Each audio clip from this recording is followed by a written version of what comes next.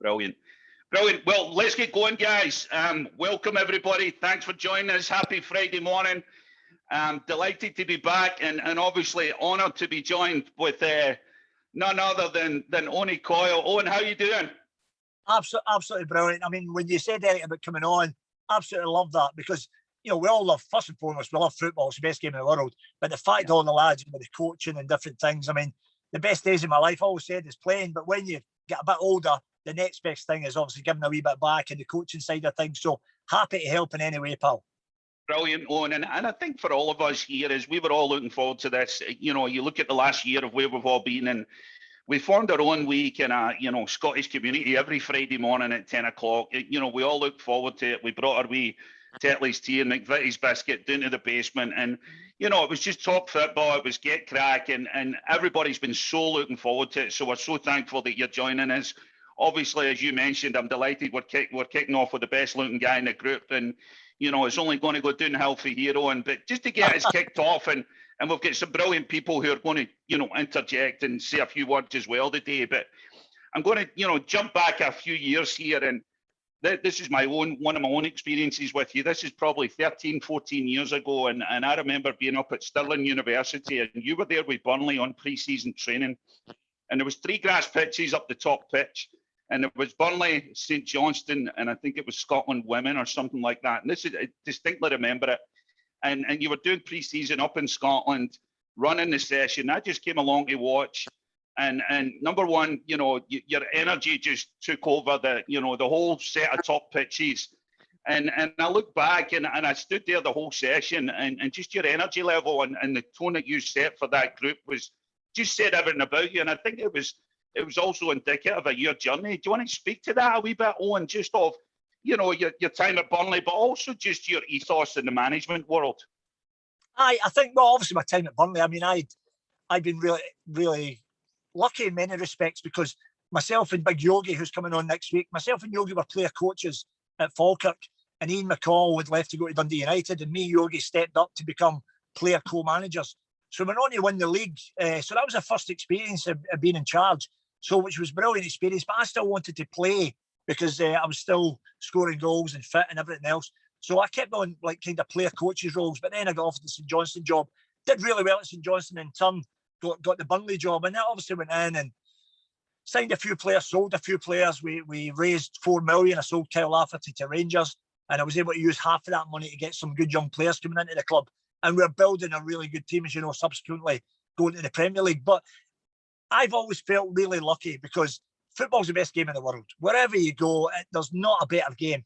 And the thing is, that natural enthusiasm. I mean, my older brothers played, as you know, the picture for the start with Joe and Tommy when I signed at Dumbarton when I was 13. And I've always had that natural love of the game, that enthusiasm. And I've been very lucky and very blessed in many ways that my career's been in football. If it hadn't been, Eric, then the same as you and Kingy and Johnny and all the boys that love football, I'd be paying a fiver to go and play 5-a-sides with my pals because you love the game that much. And I always remember what Ian McCall said to me, Coyle, you're going to have to understand this. When you become a manager in your own right, not everybody's got the same passion and enthusiasm for the game. And to be honest, Eric, I don't understand that because, you know, I know you how well we've done over the years, and Kingy, how much those boys, the exact same as me, how much we love the game. So I don't get it. A little bit of a bugbear I've got to say as a manager, when I have players coming into a club with a face tripping them first thing in the morning, coming in to train and play football, it doesn't get any better. So that part for me, that's just a given. That's just a natural thing. Just love the game, absolutely. That'll never change. And if it does, it'll probably be the time when I go in that box. But anyway, so in that respect, that's a huge part for me, being on the training ground with the players and having that feeling and being able to try and help a little bit. Then, of course, you want to impart whatever knowledge, experience, wisdom, whatever you want to call it, that you've picked up over the years and try and help players to go on in good careers. But within that, obviously build good teams. So, I've always been about that. And the huge part of it for me is the team part. Everybody's got to be in it together because I certainly know from my own experiences, obviously good and bad in football, you know, as a manager, huge success and equally some disappointments. But the thing is, you pick yourself up and you go again. But the one thing that's very important, regardless of where you are and whatever level you are, everybody has to be singing for the same hymn sheet, on the same page. If you are, you've got a real chance of success. But if you've not, that'll eventually come undone and you'll have absolutely no chance of success. Brilliant. And see, just as we kicked off before we get started there, Owen, and I think one of the things that that was very obvious just as we were chatting before this is you mentioned the locker room, the changing room, and we all, majority of us live in North America, and I always use this analogy. I feel as if we do a disservice to the kids here in North America. They don't really get the locker room experience. They turn up in their parents' minivan, they turn up in their uniforms, and they've got their water cooler and they walk straight onto the pitch, sit on the bench, and they don't have that locker room experience. And you and I were talking before we kicked off. Speak to your locker room and what you miss about that as a player, and what that did for you on your journey, Owen. Listen, I'm glad you mentioned it, because for me, it's been a huge part of my career, a huge part of football, those locker rooms, the dressing rooms, because, when you are in there, and this is the other thing as well, because when you're in, you're looking, people always talk about, and we all do it, they throw out about team spirit this, team spirit that. The real testimony to team spirit, it's not when you're winning. Everybody joins in, their lives solely party when you're winning. The real testimony to team spirit is when you're having difficult times. That's when you see what team spirit, what camaraderie you've got, when everybody's together, when it's, you have to stand up and be counted. And that's what I think the true testimony to team spirit. But it's important that you build it and you foster it. It's not a thing you click your fingers and you've got it.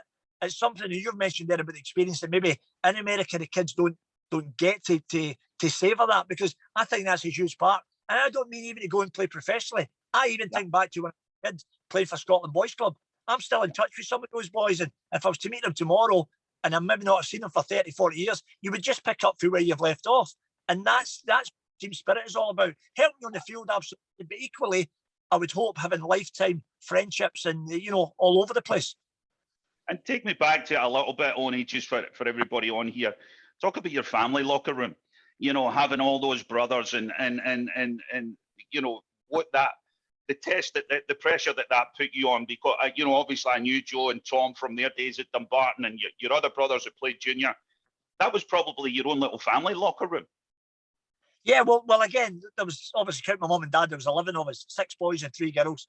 Obviously in the Gorbals, there was 1 bedroom for the boys with 2 double beds, so 3 is in a bed each. The girls, say 3 of them in a bed, and obviously, so it was that upbringing in the Gorbals, and we didn't have a lot, but I tell you what we had in terms of family and that's you can't buy that. No money could pay you for that. So that was obviously for me a fantastic upbringing, learning experience, and everything else. And the fact my older brothers did play, of course, that was a blessing, because I had a lot of good friends in the Gorbals, really good footballers, and they end up going down a different path because of things that, so I was very lucky, very blessed in that respect. But yeah, that was just brilliant. The thing is, I probably get enough slaps off my brothers and everything else the way up to it. Certainly, you grow up quickly, that's for sure. And where you kicked off is we talked about this last time, you and I, the early days of Boghead and Dumbarton, and the players that were there, and all the special players that come out of there. But what a great place that was for you to kick off. And you think of Alec Wright, and you think of Davy Wilson, and you think of the senior players that you had around you at that time. I'm sure you reflect back on this now and think of the grounding that gave you, Owen. Well, I think that's really important. Whatever you have good examples and people that have been there, done it, and played at a high level. Some of those Dumbarton players had been at big clubs and come back to Dumbarton, who were a first division team at the time and a very good team. So they kind of, you look at them and you admire them, and you see the example they're setting, and that's really important. And the other thing as well, which I think is important, Eric, for all the lads and the girls that are listening and doing the coach and everything else, Dumbarton, I was really lucky because I was 5'4" until I was 17 and a half. Now, had I been at Dundee United, who I was supposed to sign for when I was 13, there's every chance at 16, Dundee United would have looked and thought, he's a good little player, but we've got a good big player there, and I could have been released, and you might never have played. But at Dumbarton, because it was a smaller club, I was just allowed to potter away, potted about, played the reserves, and I got to obviously 5'11" and a half when I was just going up for 18, and they eventually put me in the first team just after that. But as I say, had I been at another club, I might never have been a professional. So I think sometimes you need a little bit of luck, a break at a time. But equally as well, don't be dismissive of somebody because they're really small or really slight. Kids grow at different times, they develop at different times. But the biggest thing for me is when you see those kids, can they handle a ball? Do they understand the game? Do they have that football intelligence? And if they have that, by the time their bodies develop physically, then of course they'll be ready to play. And you obviously built your career on as a goal scorer and as a striker. And, you know, as I remember playing a reserve game with you at Dumbarton at Bulkhead, and you were playing a sweeper. You were probably 10 stone, you know, Yeah. and I spent 6 months at Bulkhead, and then I remember seeing you playing at left midfield, and you kind of worked your way up. But I remember you know, spending quite a part of your time at that point as a sweeper, you know, and I'm Yep. sure, again, that was a learning experience for you. Listen, it was great because, and this is the other thing, because I was smaller, like growing up, what I had to do, because if you're, others would probably give me a little bit of football intelligence, because I had to learn how to overcome bigger physical opponents. Because so then by the time you do grow tall enough, you've got all that football knowledge. And the reason they played me as sweeper, that was actually the year Dumbarton won the Premier League, Eric. They got promoted. And what happened was Davy Wilson, who was the manager, ex-Rangers, wonderful player and a very good manager. Davy decided that they were going to toughen me up. They were going to play me at sweeper against big, powerful strikers. And I remember playing Aberdeen, and Frank McDougall was a striker. And Frank McDougall, I mean, the toughest centre-halves in the league, Frank McDougall could throw about for fun. Never mind this wee runt for the Gorbals. And I swear he was thinking me about his head and what have you. But what an experience. And it did toughen me up. I was actually a left midfielder growing up through the school and everything else. But I could always score a goal. I could always finish. And eventually they toughened me up there, brought me back into the middle. And then obviously because I could score, I ended up, playing at striker and obviously very fortunate for the career that I had. And I think just as, you know, prior to us kicking off here as well, Owen, with a little chat about that period in Scottish football. And you think back to that period as, you know, Dumbarton had Steve McCahill's own Alan Moore, Stuart McIver, you know, Harry Curran, and then you go to Morton, then you go to Falkirk. There was a lot of great young players coming through at that level at that time. And I'm sure, you know, A, that was a brilliant time for you, and B, you know, you look at that and you compare it to nowadays and you begin to, you know, scratch your head a little bit on. Yeah, no, I do, because I think, with the young players, I mean, I'm particularly now, you're always looking for those young special players. You know, where can you find them? And once you do, can you look to improve them? Can you look to help them?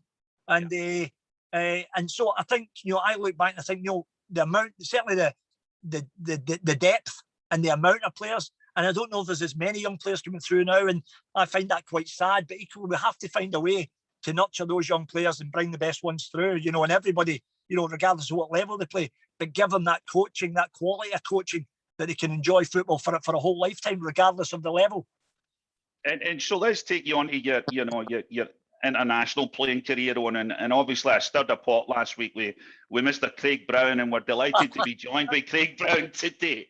Craig's going to speak in a minute, and you know, I sent you a little message that, you know, Craig was looking forward to join us today. And Craig, can you maybe join us on video there and take yourself off mute and give us that little story that you shared last week, because I think you get inside none other than Owen Coyle's head. I think you're on mute. Is that what you're asking for me? Oh, there you are. There he is. Yeah. Brilliant. I better get that further back. Well, I was just saying to Eric that I got a phone call from your manager, Alec Wright. He said, "I've got a good striker for you." And I said, "Who's that?" He said, "Owen Coyle." I said, "Well, he's got the choice of Ireland or Scotland." And I said, "Well, we've got a couple of good strikers in the under-21 team, and Gallagher and Jury." And I said, "They're doing very well and the team's doing well. So I would take them in a minute, but it would just be to back up the squad. He'd be in the bench." You know, well, Alex said, "Oh, you got to be your team." Anyway, I said, "Well, I think in fairness, we better let him go to Ireland and I'll stick with the two that I've got." And he said, I said, "I would certainly put him on the bench for us." But he said, "No, that's not fair, that's not fair." Anyway, Alex spoke highly of you, as everybody did. And the next thing I hear is that you're going to play with Ireland. Now, we're playing Ireland the next game, and it's at Easter Road. And I see, who's the striker for Ireland? Owen Coyle. I says, "Oh no, I hope he doesn't score." Who's our overage centre-half? Alec McLeish. Believe it or believe it, big Alec is the centre-half overage in our under-21 team. And within 20 minutes, you've nutmegged them and stuck it in the back of our net. Well, you can imagine how I felt. I said, "Oh no." And Tommy Craig was my colleague. I hate the managers calling the guy with him their assistant. You know, I like to call him the colleague. So Tommy's my colleague, and Tommy says, "Oh, I think we've boobed there, Brun." I said, "Most certainly we've boobed." I said, "What a goal he scored." So you'll remember it, no doubt. I'm sure on. But it went to the back of our net. I've got to say, though, we managed to win the game, and the two strikers scored 4 goals between them. You did. So you scored for Ireland. And I remember well. You remember it? Jury and Gallagher got 4 between them. One got 3 and one got, I can't remember which was which, but that was my big mistake, I think, or one of my big mistakes, is not taking the opportunity. Craig, it certainly wasn't a mistake. I mean, that was if you remember, you had an unbelievable team. You also had Robert Fleck, you had Joe Miller, Derek Ferguson, David Robertson. It just goes back to what I was saying to Eric earlier about the young Scottish players that come through. The squad you had was an incredible squad. And actually, the goalkeeper that night was your other overage player, Campbell Money. Campbell was the overage goalkeeper. Yeah. Big Alec was way back from an injury, so he played as a centre back. And I think this is true. I actually think that's one of the reasons why Big Alec later signed me at Motherwell, because of the roasting I gave him that night as an under 21. It got you a good deal at Motherwell. but you see, your important players, I think, in the under, we allowed 2 overage players. And I looked for an experienced guy, and Andy Roxburgh says, "Alex get 45 caps. He'll never play in the under 21s. I says, "Aye, well, we've seen him down at Largs in the coaching course. He's a great big guy." He said, "Well, I'm not asking him, Brun." Andy didn't want anything to do with it. So I phoned him, delighted. And what an impact he had. Now, the other guy that was very, very instrumental in helping the young players as an overage player was Jim Duffy. Jim Duffy was probably my first overage player. Again, it was Ireland we played. It was over in Ireland, and Jim Duffy was the overage centre half. A brilliant influence on the young boys, and so was Alec McLeish. You know, you get some overage players that think they're in huff because they're not in the main team. But if you get the right attitude and the right mentality of the guy, you know better than anybody with the success you had and the players you had. But that's out with their ability. You're right. It's getting the right guy that, as we all have, everybody that's on here, that natural love of the game and that enthusiasm for the game that never leaves you. And the respect I think the great part we having Craig on, and we all know that the success that Craig had is, Craig, can you give us, you know, your tuppence worth on Owen's journey and his management career? I know you think super highly of him and the journey that he's had, Craig. Well, when I heard he was on, you know, I wrote to you, didn't I? I said, I've got to hear Owen. And I was struggling. I'm not good in the technology. I was struggling to get on there. And then when I eventually got on, I couldn't get the sound and the vision. Anyway, we're here. But Owen, throughout his career, I've always had the highest regard for him. I don't know, maybe down at Bolton, he was a hero down there, and I was not far away at Preston. And they talked about Owen very, very favourably there. But I think more later on when he became a manager, and really I thought at Ross County, for example, it's a difficult job that, and I thought he did an excellent job at Ross County. And, you know, I was quite recently watching him there, you actually stand behind, you sit behind the coach who's standing at Ross County, you can hear every word going onto that pitch. And honestly, he lifted and laid the players brilliantly. I've said that about Owen. And also, I said the other, probably the best I heard coaching from the side was Jim Duffy when he was at Morton and he was at Clyde. And Owen was the same. And he stood there and, you know, we could hear every word. We didn't like it because I was at Aberdeen and I was on the board at the time at Aberdeen. I'm sitting behind him and I'm saying, you know, he's doing very well against us and beating us at Dingwall. But I didn't have much opportunity to, because the way his career was, I didn't get much opportunity, to play against him or to see him in action a lot as a player. Because with the greatest respect, when I wasn't watching Dumbarton to get Scottish players. No, quite right.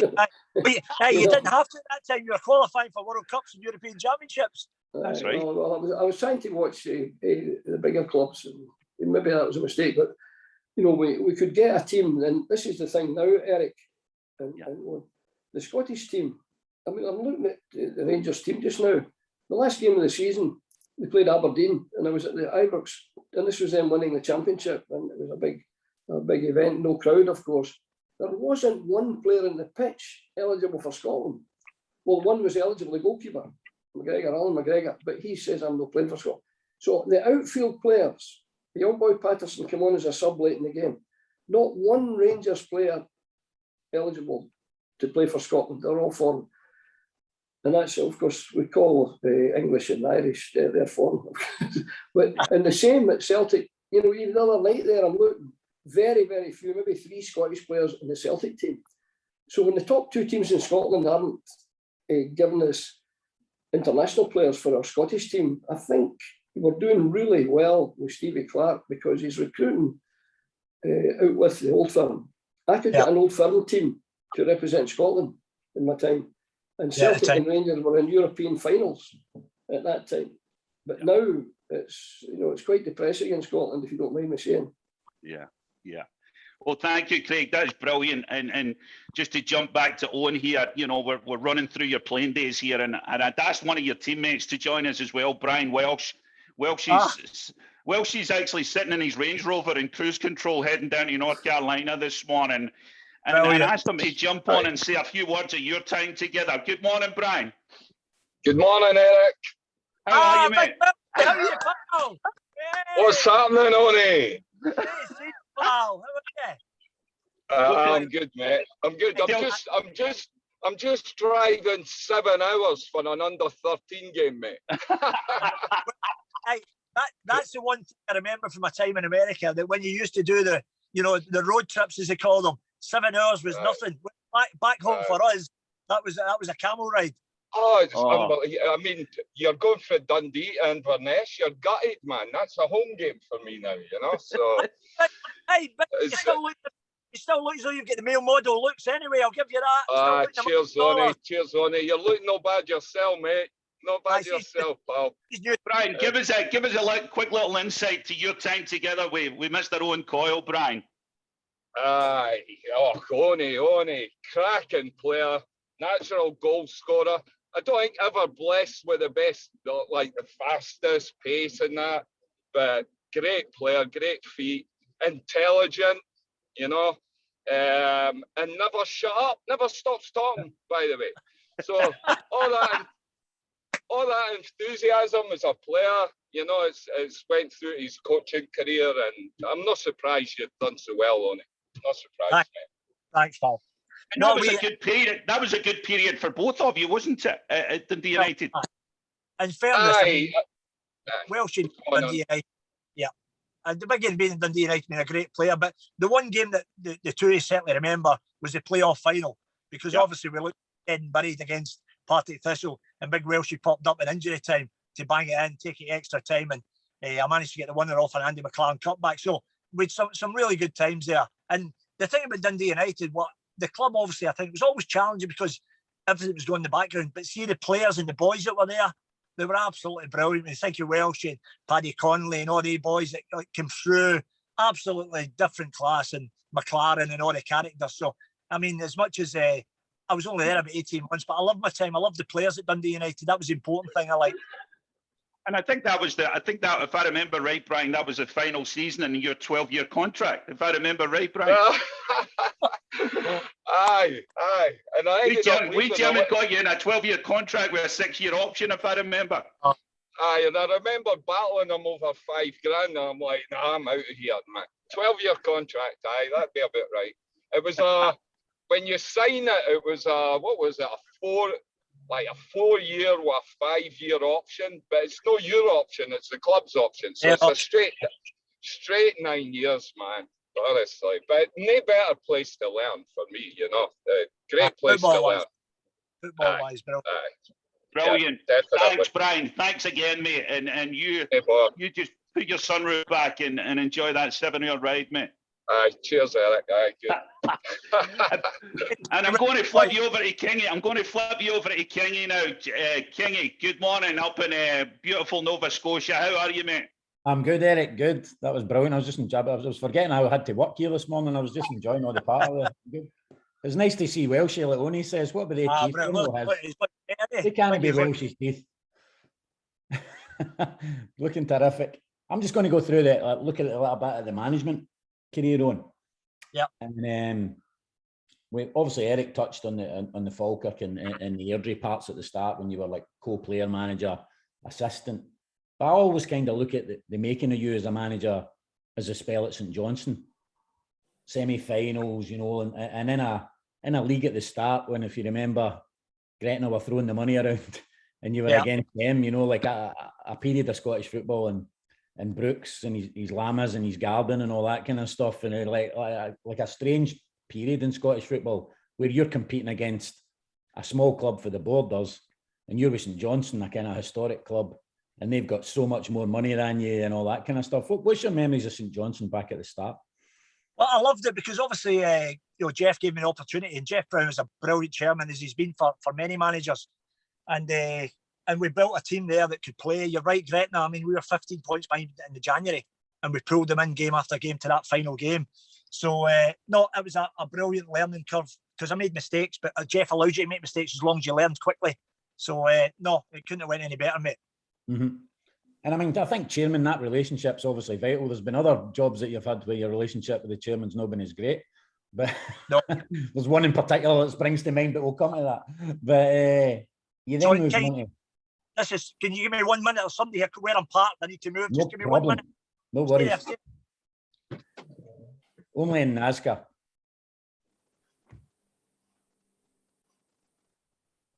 Eric, I think, why don't I ask Mr. Brown for his yes, go on. Craig, you with us while Lonnie moves his car? Yes, I hear you. You know, he's in Donegal, Craig. He's over in Donegal right now. Who was That's where Owen is. Yeah. Who was the best chairman you worked for, Craig? Sorry, I beg your pardon? Who was the best chairman that you worked for in your managerial career? The best chairman? Well, the most recent chairman was excellent. Stuart Milne was excellent at Aberdeen. Very nice, a very good guy. And I'll surprise you by saying I got on very, very well at Motherwell with John Boyle. Yeah. You know, and I had a wee scrap with him, but John had a couple of drinks that day and we had a wee episode after the game in the tunnel. But I would say Stuart Mill was a very, very good chairman. Yeah. I would rather not mention the other some other chairman that I've fought for that weren't quite so good. And Colin, I see Colin there. Colin would remember one that we worked for together. And I don't think he was the best chairman that we worked for. But I'd rather not name names of less good ones. But Owen's away. But what I like to hear is when I'm at a youth game or a senior game, I like to hear the comments from the manager. You know, I mean, if I'm in earshot, and Owen would say, I see Owen's back, Owen would say to the guy, get in close, you know, tight, close, you know, something like that. And then he would tell him where to pass it even, play it long, play it short. And when the guy did it, he would shout, I told you, brilliant, I told you. And then you actually see the players smiling when he's talking to them. Now, you don't normally get that in a game of football. The players are actually smiling back to the coach because I told you, look, brilliant, you know, and the encouragement that he gave a team was quite exceptional. And, you know, you like to hear that. Brilliant. You put another 50 pence a year on it. Oh, good. Just because we're unpacked, they were just wondering why I'm here. So I'm over in Donegal because I'm right in the northwest coast, so you can't get a signal. So obviously it's a private car park, but they're all right just now. Oh, we're good. We're good. Excellent. Next one, to be fair, like I'm imagining when you had to leave St Johnstone, you've been a success, and people are looking at you, right? And obviously you're probably one of the brightest young managers around at that point. And Burnley came calling. Like, first of all, was it an emotional wrench to leave behind someone like Jeff Brown that had invested so much in you personally? It was, but in fairness to Jeff, he'd always said to me, when the opportunity comes about, on, because that was the other thing, Kingy, which is really important, and you'll know this from the clubs you've been at as well as all the other stuff you've done. When you've got somebody that believes in you, and Jeff said that, he said, listen, I come in, I know you'll do well, and I'll give the opportunity to go and move forward. And Craig will tell you think of the career that Craig's had. So by doing well at St Johnstone, obviously I had the opportunity to take the Inverness job. I turned it down. The opportunity to take the Motherwell job at the time, I turned it down because I was loving what I was doing at St Johnstone. I knew it was a good place. But when Burnley came calling, and having played at Bolton, then you know the level at England and everything else. And regardless of who you are and where you are, everybody wants to be at the highest level if possible. As a player, you want to play at the highest level. As a manager, a coach, you want to compete at the highest level. And I thought, you know, I knew Burnley as a club, and as much as we're in the bottom half of the championship, because you retain that belief in your own ability, we all think we can go in and change it. So I thought, right, met them. To be fair, there was some far bigger known names than me in for the job, but I think Brendan Flood liked when he met. He spoke to me for over an hour. I think he took a shine to me. He liked what I was doing at St Johnstone, and obviously get the Burnley job. And but there was a lot of hard work to be done there because they were in the bottom half of the championship for a reason. And Craig will tell you how tough the championship is. But I had a good start. We got them believing themselves, got them playing good football, and started to build it for there. As a matter of fact, with our FA Cup game that year, we were on against Arsenal in the third round at Turf Moor, and we get a man sent off down to 10 men. Big Kill Laffy at the bar, played really well. Arsenal beat us 2-0. And Arsene, it shows you the mindset of managers. Arsene went into the press after the game and said, Burnley belie their championship position. They played with quality, their passing, the football they played. I was so impressed by Burnley and their terrific young manager. Outstanding. Great. They beat us 2-0. That following October, we played Arsenal in the quarter-final in the League Cup, and we beat them 2-0 at home. And big Kevin McDonald, who had signed for 250,000 from Dundee, big Kevin scored 2 goals and was outstanding. And Arsene went in his press conference after the game and said, "Oh, I can't believe that. That's the worst team we've played this season." Not that Arsene Wenger was a bad loser, but that shows you he plays when he beat us, but when we turned them over, Burnley was a fantastic experience. And Craig will tell, because Craig was at Preston, very similar to Burnley, huge tradition, huge history, and I kind of, I bought into that. I got to know everything about it, and I also loved when I went down to Burnley, having played at Motherwell, Dundee United, Dunfermline, and it used to annoy me when I used to go into those towns and cities and there was buses leaving to go and support Celtic and Rangers. I hated that. I always thought, everybody would be so much better off if you, and I'm a Celtic man, but you're so much better off if you supported your local team. Yep. But when you went into Burnley, all you seen was Burnley tops. Yeah. There wasn't Manchester United, there wasn't Liverpool, there wasn't anybody else. It was Burnley. And we used that, and we turned Turf Moor into a fortress. Nobody could come and take anything off us, and the fans played a huge part in that. See, when I look at that run maybe put you on the map in England a wee bit when you're talking about beating Arsenal. So I think you beat Chelsea on that run as well. And then we beat lost the semi-final to Spurs. Yeah, it was, and even then, the semi-final to Spurs, in any other competition in the world, we would have been in the final because we lost. Actually, the first leg at White Hart Lane, 1-0 up at half time, and anyway, we lost it 4-1. Believe it or not, it was 2 own goals. Anyway, we came back to Turf Moor and we beat them 3-0 over 90 minutes. So we should actually beat them on away goals. But the League Cup in England is the only competition that away goals don't count until after extra time. Yeah. Pavlyuchenko scored the goal 90 seconds before the end of extra time. But the run was incredible. And we were obviously trying to marry that off with a playoff run, in the championship to get to the playoffs. So it was a truly unbelievable. We played 61 games that season, and we used the fewest amount of players in the championship. We were actually financially embargoed from the January. We couldn't sign any because we owed money to Manchester United for a payment for Chris Eagles. We owed money to Scot for the payment to Martin Patterson. And Sir Alex was brilliant, helped me that was another story, but he was so good to me as he was with all young managers, helping you with the money, with the finance with Chris Eagles. But we were embargoed for January. So to do what we've done, it was a truly unbelievable season. When you look at that game, I mean, when you get Burnley up at Wembley in, I think, 2009, and that game, actually, every time you watch that game on Sky now, it's worth more money.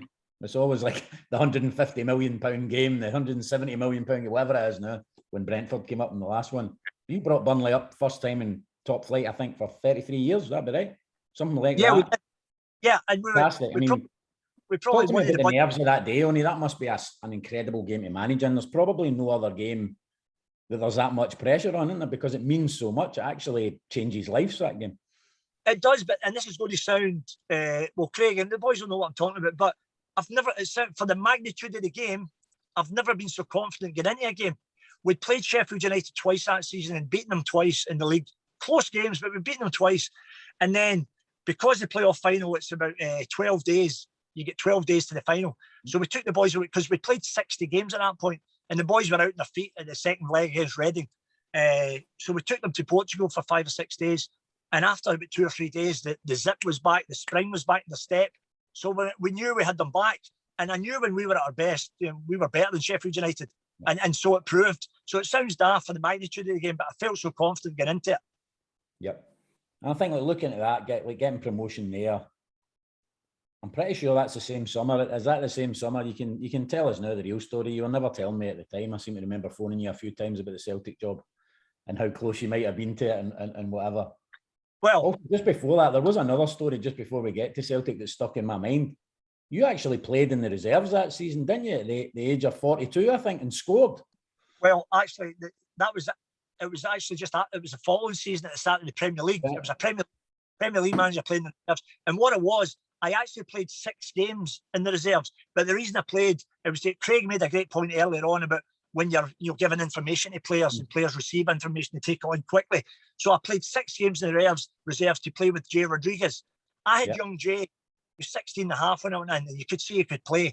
So I actually sent him up to wee Alan Moore, who was my pal, at Stirling Albion. So I sent him up to Stirling Albion, Jay Rodriguez, and loaned for 6 months to toughen him up, playing in the Scottish leagues and that, and it did. And he came down. I played 6 games in the reserves with him because I wanted, when something happened, to be able to impart that knowledge straight away. Because instead of shouting for 50 or 60 yards, he would understand. And because, with all due respect, it was a reserve game, it wasn't all important that an older manager was playing. I was just playing to try and help him. Yeah. The only bit he got annoyed with in the 6 games was I actually outscored them. But anyway, that's for another day. But that's just par for the course. Oh, I tell you, we played the reserve game. We played at Accrington that night, and the Sky cameras turned up, and I said, what are you doing here? They said, what? It's not often a Premier League manager is playing in a game. So I'm like, right, no problem. So Sandy, as Craig says, my colleague, Sandy, who's been with me everywhere, was taking the team. And I said to Sandy, oh, that's so I need the Sky cameras, 42 or 43, whatever it was. If I make an ass of myself here, as God's my judge, first ball that played up to me, I went to control, it must have hit my knee and bounced away about 30 yards. And I'm thinking to myself, oh, no, that's what they're going to show. But anyway, just before half time, the ball get played into me in the box where I was comfortable anyway, flicked the ball over the young boy's head. And then as the keeper came, I just reverse lobbed it to the far corner. And the thing about that, if you remember, they used to have the Sky bloopers and the Sky goal of the week. So they actually made that the Sky goal of the week because this old 42-year-old guy showed a wee bit of skill. So, but listen, I wish I could have still played at 42. I just wanted to play as long as I could. Yeah. But you don't escape the Celtic question, much as I love that story. That summer, I genuinely remember a day in my newspaper days where we were practically sitting there on a back page that said Coyle's new Celtic boss. How close did it get? It wasn't the same. You said it was at the same season. It was actually the same night. Oh, because Gordon resigned before the playoff game. Mm-hmm. And obviously, to be fair, I mean, I'm not, because Celtic had always kept in touch anyway because they were keen on Kyle Lafferty, so they knew how well I was doing and everything else. So I knew there was always an interest there if anything happened. And of course, I got the call would I be interested? Now, I'm a Celtic man. My first thing was yes, absolutely. I'm taking the job, and it's it's one of those things when my kids, my youngest one, Kavna, she'd come down and she's dyslexic and she'd just been found out, and so if I was asked to make an emotional decision, then all day long, absolutely yes. But what I had to do was I had to take the emotion out of the decision, Kingy. So not be a Celtic fan for a moment, and just at the time, and I was in the Premier League. I was in the best league in the world. And I remember Ken saying, listen, we'll go anywhere with you. You know that. There's no issue with that. But you've got to know how happy we and the kids are down here. You're in the best league. What is it you actually want, football-wise?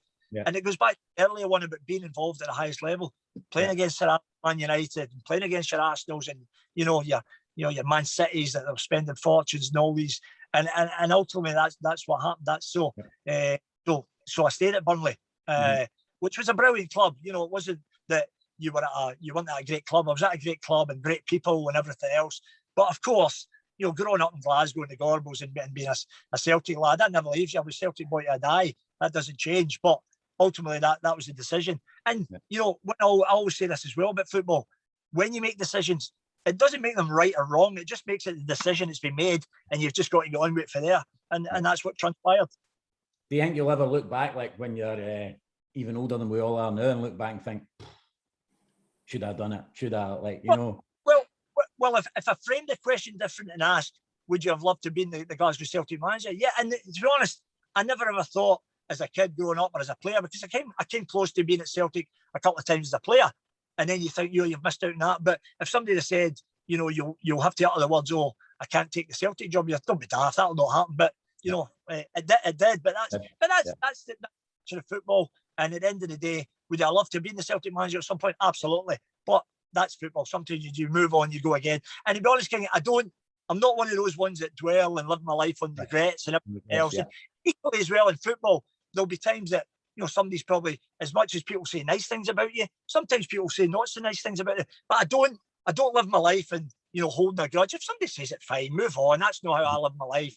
At the end of the day, I've always been positive and everything else. Is it nice when you hear it? No, but it happens. And the other thing we know in football, for all the nice things that people say about you, that's not what you remember. You'll always remember the horrible things that somebody said. But hey, as you do, you get on with it. And, I'll meet people that have said not so nice things, and I don't hold a grudge. All the best, as you thought, no problem. I waste my life on that negativity. Yeah. You kind of made the decision after that when you were at Burnley, like you obviously stay there. And then Bolton come calling. You're talking about emotions, which is always a big part of you, as Eric said at the start. Emotion, enthusiasm, all these things and passion kind of sum you up as a guy and a football person. You're at Burnley, you love it and all that. But if it had been any other club about Bolton, would you probably have stayed put? Well, I'm glad you mentioned it. I'm glad you said it the way you said it, because it's really important. Because Brendan Flood, Brendan poured all the money into Burnley to keep Burnley going. Otherwise, Burnley would have been bust. Only for Brendan put his own personal money in. Yep.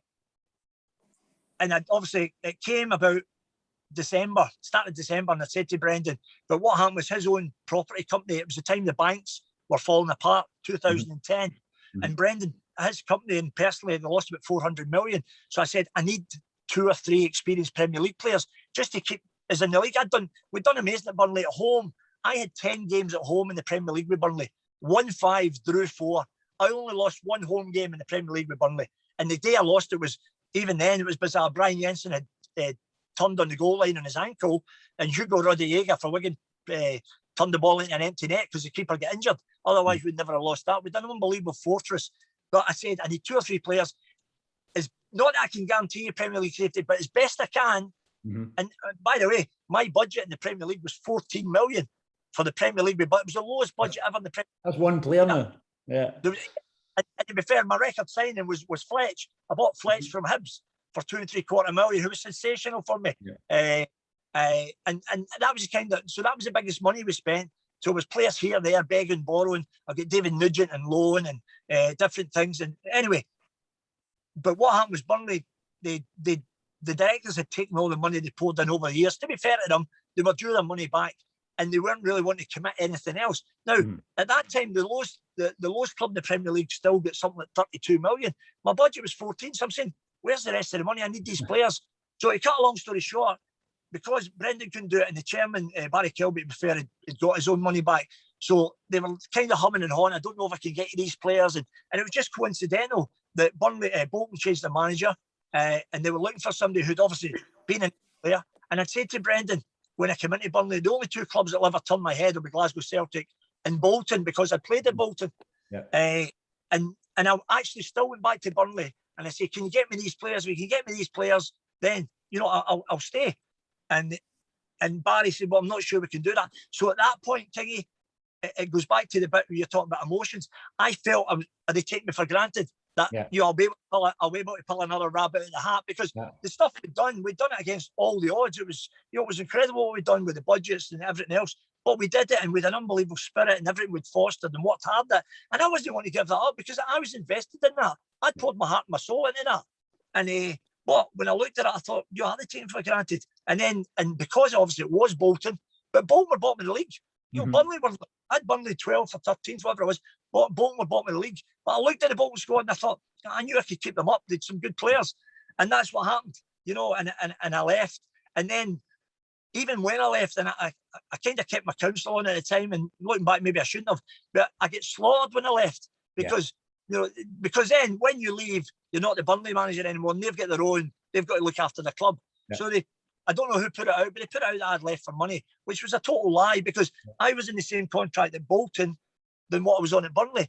And actually, just so we all know here, my promotion bonus for getting Burnley into the Premier League was £1 million. I still hadn't taken that money, and this was now January.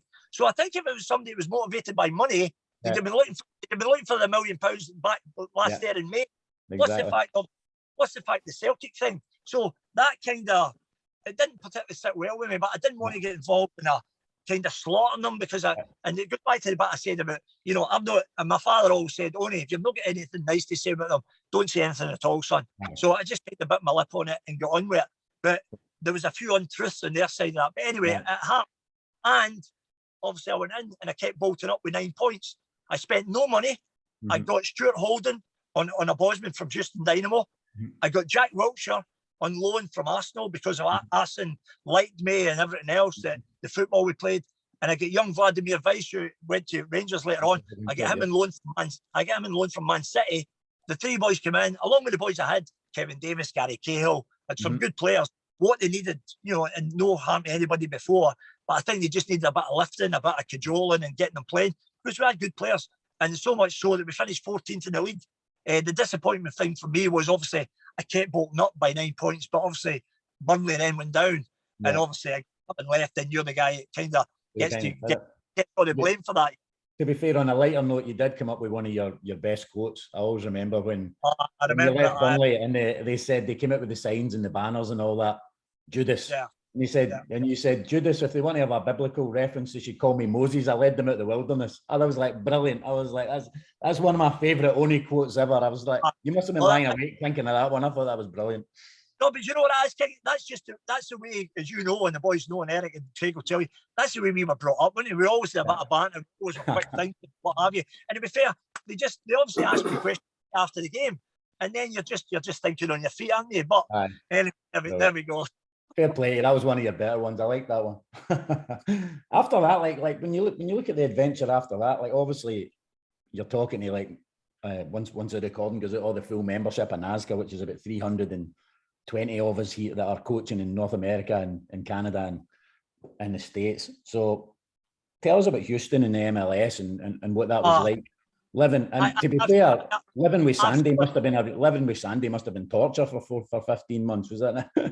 I've got to say, we absolutely loved it, and I would actually still have been there. But what happened was, my oldest daughter, she was due to get married, but she fell pregnant, which obviously wasn't in the plan. So she was going to have her first grandchild. So because Kerry and the girls were coming over every 6 weeks, and for the first grandchild, I wasn't going to be there. That was the only reason I left Houston Dynamo, because we were building something there that was going to be really good, with some terrific young players coming through. I mean, young Mauro Menoutis has left now for lots of $1 million. Yeah, and we were going to have a very good young team. There's no doubt about it. It was going to take a bit of time, but that was because Houston Dynamo have one of the smallest budgets in the league. And this is the thing, and the boys in America will say, no, that's not right. Everybody's in the same. Everybody's not in the same. You have the same budget, but in the MLS, as you know, when you want a DP, then $450,000 of a salary comes out of the salary cap. So everybody's salary cap at that time was $3.66 million. 450,000 comes out of the salary cap. So if you have 3 DPs, it's like $1.3 million. The other money, so for example, if somebody's on $5 million a year, the owners, they give them that money, you know, but not on the salary cap. So for example, I'm Dynamo, no DPs, 3.66 million, but I'm playing against Toronto, who have Jose Altidore, Michael Bradley, and Giovinco. And those 3 boys between them were on $18 million. Yeah. So Houston Dynamo's really at 3.66 and Toronto's at 21 million. So as in most leagues, the big teams are always the big teams, Kingy, regardless. Yeah, exactly. So, but to my point, we were building something nice, I think, it's Houston Dynamo. And you still there, Kingy? Yeah. Yeah, it was important that we tried to, but because of the family thing, and it goes back to, I only do 2 things, football and family. And with the first grandchild coming, I just felt it was important that was back home for that. Yeah. And that happened. And that's the reason why then when I was back a week, 10 days, and Blackburn offered the job. And it was right on my doorstep. And I thought, well, family-wise, but But this is, people will not understand this, but the rivalry between Blackburn and Burnley is it's on the Celtic and Rangers part. It's incredible. But maybe me always thinking, well, if you put a good football team in the pitch, it doesn't matter. But unbeknown to me, I was in 4 weeks. They'd sold the 2 centre-half, £12 million. Shane Duffy to Brighton and Grant Hanley to Newcastle. So anyway, but to the America thing, absolutely brilliant. I loved it. I loved the how passionate everybody is. Obviously, the girls thing is a huge thing as well. Yep. But the coaching side of things, it's huge. And I really believe the potential in the US, I think it's vast. And Canada as well, US and Canada, the potential is vast with the young player. The challenge, I also think, is because the college education is so important to the families. Right. Because at that age, as you know, back home, we've got young players at 16. You know, they're set up, they're understanding. And I'm not saying that they don't get good coaching in the college. Absolutely, they do. But I don't think they play enough games for a long enough period. So I think what happens, in my humble opinion, that those players that you're looking to develop, because that's the formative years, those years between 16 and 20, that's when you want to get them. That's when you want to improve them and understand. And instead of continuing that upward spiral, I think there's a tendency just to kind of plateau out. Yeah. But I do understand how important the college education system is in the US and Canada. So, but if we could get the balance, and I think they're doing better at it now, my suggestion at the time, and I remember saying this to the league, is there not a way you can bring the players into your club, but still give them that sort of college level of education? So the parents are feeling good about it, that they're still getting education, but equally they can have a sporting life as well. Yeah, exactly. That would be the perfect mix here for sure.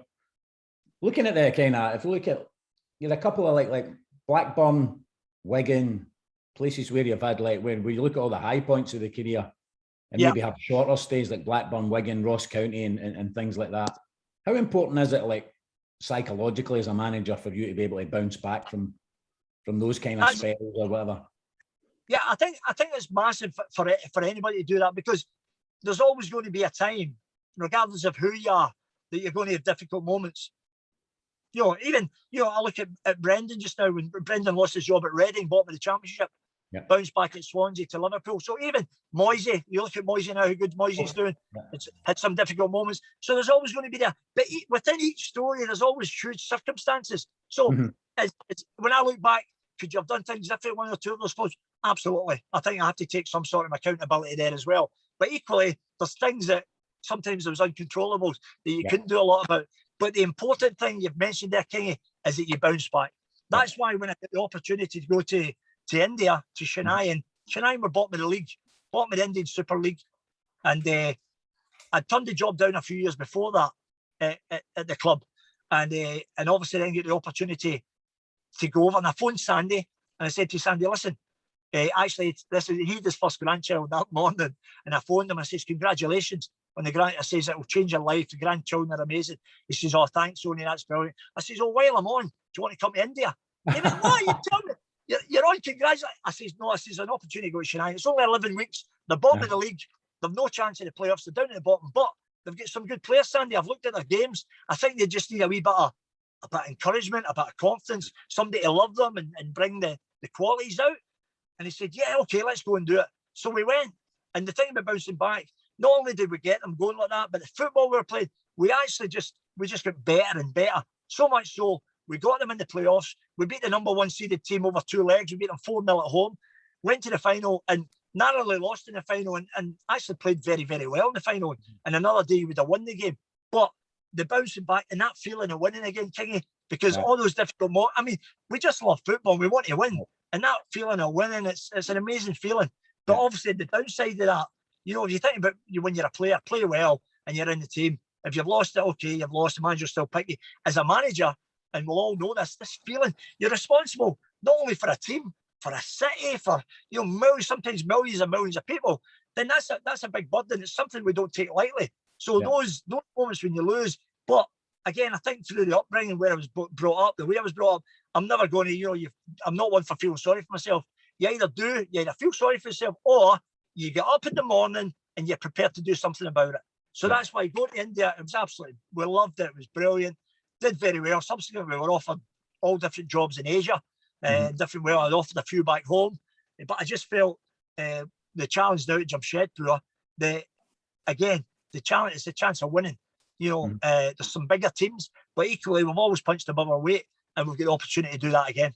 Yep, brilliant, Tony. Brilliant. Eric, I don't know if Johnny's about to do the wrap up or about. He is. Brilliant, he's back. He's green card. Johnny's just here. So just before we flip over to Johnny, just to finish up here, I've got Colin Miller here. And Colin Miller says, you know, first of all, I want to show Oni that Ibrox picture over my right shoulder. You know, he said he felt as if he wanted to show that to Oni. And secondly, you know, Colin obviously had many good scraps with Oni, and he said, you know, I'd love to say a few words about my times playing against him. Colin, good morning. How you doing in sunny Vancouver? Brilliant. I'm doing fine. It's great to see you, Coyle. It's great to see you, Mr. Brown. Hey, great to see you, coach. Brilliant. Coyle, this is like your testimonial here. Listen, hey, I'm waiting for the red book. This is your life. There's two observations I've made so far, Coyle. Just listening to you, pal. I'd like to know what you're eating from that 15-year-old to 17-year-old when you sprouted, because I wouldn't mind a couple of plates of that, because I'm hoping I haven't peaked yet. And the second one, it's a shame to see that your enthusiasm for the game has dipped a wee bit. So it's fantastic. It's always, coach, always, and I don't know if the boys know this, but obviously from such a young early age, when we just knew you as coach because the way you spoke about the game, Colin. Now listen, you know yourself the opinion. I know because you're on singing your praises, you know the opinion I've always had you, mate. Your football knowledge, you know, the way you help people, it was different class, pal. And I always think, even when I was a player, because obviously we were really lucky we did our coaching badges while we were players at Airdrie, and you know, the SFA did a brilliant thing that you could do it during the season. But I always remember playing against you. The information you used to get your fellow players, and I thought, that guy knows the game inside out, and obviously it stood you in good stead, pal. Yeah, it's great to see you, Coyle. I think it's some of the battles that we had and your time at Airdrie, how important that must have been for you as well. But I remember just some of the battles that you used to have with Jim Weir in particular, because at Hamilton, we would be getting ready to play Airdrie, and we say, well, if we keep Big Smudger and we keep Coyle quiet, we've got a real chance here. Because what a time that was for Airdrie, wasn't it? With Doddy, and what a time that was, especially with Drew Airdrie. Aye, for such a small provincial club. I mean, every played the European Cup Winners' Cup. We lost the cup final to Rangers 2-1. Kingy will remember that. And then obviously when they played Sparta Prague. So for such a small provincial club, but it goes back to earlier, coach, when I was saying to the boys about, you know, the Hamilton teams, the Morton teams, all these good young players that they had. I mean, really, really good teams. And the basis of it was they were nurturing young players. You mentioned Jim Weir there and Fergie and all those boys, you know, McDonald, the winger and all that. And then obviously guys like yourself helping those young players coming through. And that I think is really important, that they have that example of a good senior player that knows the game. But equally, it's not a player, and this is the thing, because sometimes you don't always get them, but it's not a player that's selfish. It's a player that wants to help others to have good careers like they had. I think that's so important, pal. Yeah. Brilliant. Thanks, Colin. I'm just going to pass you on to Johnny Burns just to bring us home here. Johnny, how you doing? You all right? You survived the medical? Magic. Actually, the only problem was she was taking my blood pressure only while you were going through all the players that you'd sold to Rangers through your career.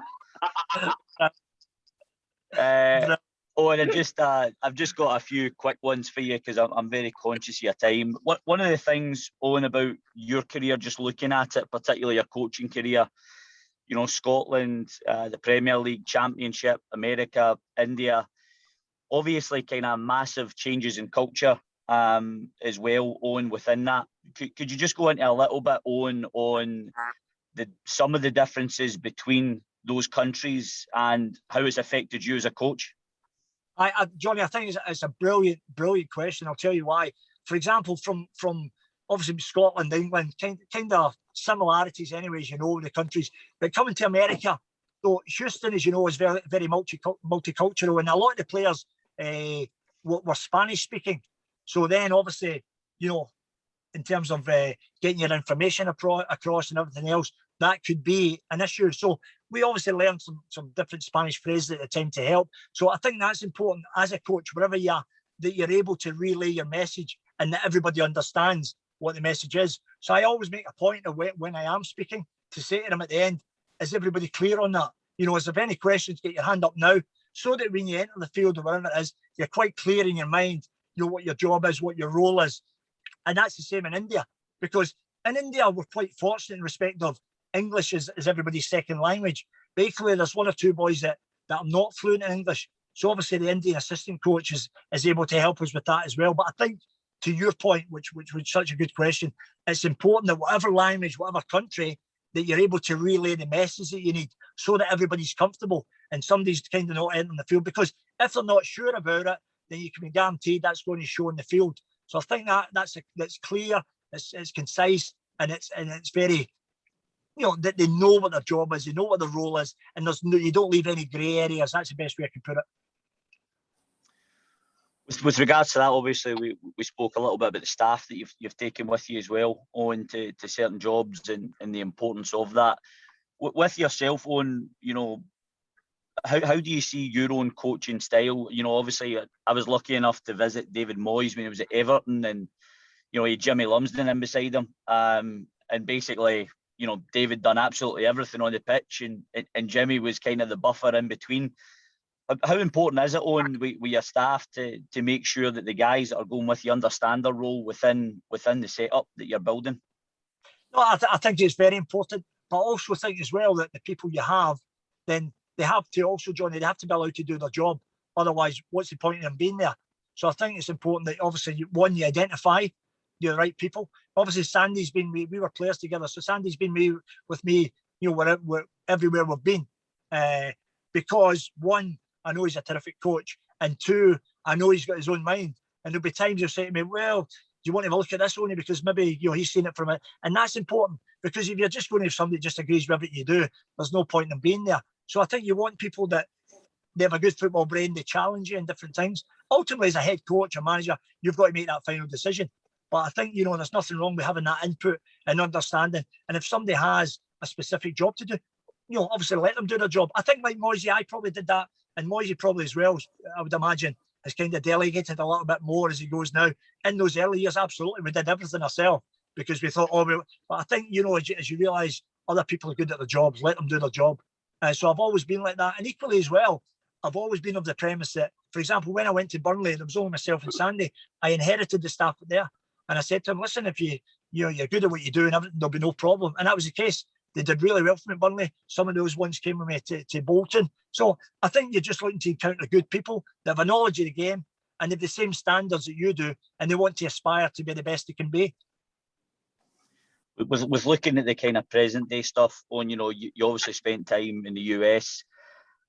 How big of a change has it been, particularly the US and India, in terms of the travel requirements, Owen, for league games and cup games, and how that affects your working week? Well, I think the US in particular, that's the biggest challenge, and you will know this from obviously as much as you do the road trips, obviously the flights and the MLS. But if you look at the MLS, and we know this, most teams have a decent home record, because I always equate it when I went to the MLS, it was like playing every away game was like playing in Europe, because you have to leave sometimes 2 days before the game, or certainly a minimum of 1 day, but sometimes 2 and 3, depending where you're going. The other thing being, where we were in Houston, when we obviously went to over to the Florida side, to the east side, you were changing time zone. When we went to the west, we were changing time zone. And when we went up the middle, we were playing at altitude. So every away game, there was a different set of circumstances, a different set of challenges. So I think that's a huge thing, certainly in the MLS. And you'll see that the most teams have a good home record. India, similar to that in terms of the first season. The last 2 years, Johnny, to be fair, well, I leave next week for the pre-season. But this year, again, is going to be the same as last. It's going to be in a bio bubble. So the whole league is going to take place in Goa. So there's no travelling, but that presents a different set of challenges, being in a bubble for 6 months, you know, because you can only go from your hotel room to the training, back to from the practice to the game, and then back. So mentally, that's a huge challenge. So, yeah, I think as a coach, I'm 55 now, but I think every year you're learning something new. And I've learned a lot from last year that we can help with the bio bubble this year.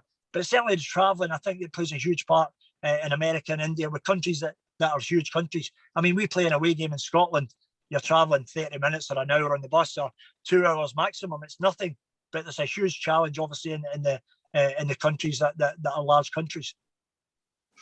Brilliant. And one last one from me before I pass you back off to Eric, because I know you've been on for an hour and 20 minutes here. Don't know if you've got 90 minutes left in you anymore on the air. I could always run on. I couldn't play much, but I could run all day. Just if you were to go back to the start of your managerial career, what advice would you give to a young manager, a young Owen Coyle? What advice would you give him? Well, it's actually a brilliant question, Johnny. That it really is. I mean, I think first and foremost, you've got to be true to yourself. You've got to understand who you are and not try and be somebody else. So I think sometimes a young manager, you see different things that I'll try. Be yourself, because you've got to be natural. Because if you try to be something you're not, then players see through that. So be yourself. Be comfortable with what you're doing. Have your own, as you do, have your own philosophy, and don't, because you got a couple of bumps in the road, think, if you believe in something, then believe in it. Football will always be ups and downs. They always say form is temporary, class is permanent. So retain that class you've got always, But again, the thing is, well, apart from that being yourself and everything else, I think a young coach, a young manager coming in nowadays, Johnny, I think it's really important that they're in the right situation. By that I mean that they have a fair chance of winning, because the casualty rate for young coaches taking a job first time and not being successful, they might not get another opportunity. So I would say to them, if you can, be selective. I've done a couple of jobs lately that you've kind of been firefighting to help people. And if I look back, I probably think you shouldn't have done that. So my advice to a young manager, make sure that you're comfortable and you've got a chance of winning, because that's what we want to do. Because football, if it was easy, anybody could do it. It's a tough environment, it really is, and you need to have a lot of qualities to cope, modern day particularly, with everything that comes your way. Magic, Owen. Thanks so much for your time today. And Eric, I'll pass back off to you to sum it up, mate. Johnny, I just want to say a huge thanks. I also want to say a huge thanks to Brian Welsh, to Craig Brown, to Colin Miller, and everybody else that's joined us here. I know we probably all want to sit here for another 4 hours, because your infection and your passion for the game has never waned anyone. And, we're absolutely delighted and honoured to have had this time with you, especially as you're over in Ireland, spending some family time, and so appreciative of all this time that we've got with you. And so absolute huge thanks from everybody. Again, to everybody that's joined us, it feels like our Friday morning family here. And we're only going downhill with Mr. John Hughes next week. Listen, he'll be brilliant, Eric. Listen, he'll be absolutely brilliant by Yogi. Tell him I was asking. And can I just say, Eric, I know obviously I got to speak to the boys, which was absolutely brilliant, but the ones that didn't, that were listening in, please keep doing what you're doing. Keep helping those kids. Keep enjoying what you're doing. And the thing is as well, before you're a coach, a head coach or a manager, you're a coach, and you want to help young people, boys or girls, whoever it is. And if they go on to have careers, it's always nice to think that you played a small part in helping them. So please keep doing what you're doing, keep enjoying it. And, God bless everybody. Thank you so much. Oni, thanks so much, mate. An absolute pleasure. Thanks, everybody. Have a great weekend. Cheers, Oni. Have a good one. Thank you all the best. Thanks, King. Cheers, gents. All the best. All the best. Thanks. Bye-bye. Cheers.